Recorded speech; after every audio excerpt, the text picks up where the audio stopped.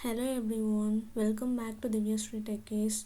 Today in this video I'm going to tell about Superset unattended has been fixed. So many students are getting scared because Superset showing unattended even though they have completed their assessment. That is whether technical assessment or the communication assessment. So no need to worry on this. This issue gets fixed automatically as you can see here.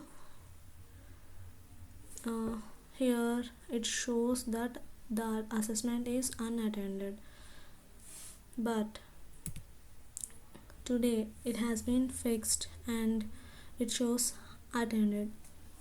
So no need to worry on this. If you have any issue on drive or job, how to apply, so you can raise a ticket.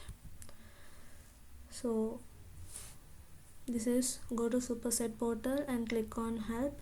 In that click on student and you can raise the ticket based on the issues given here. Okay,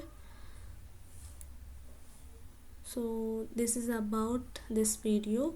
And if the assessment is showing unattended for 2 to 3 days, then you can raise a ticket.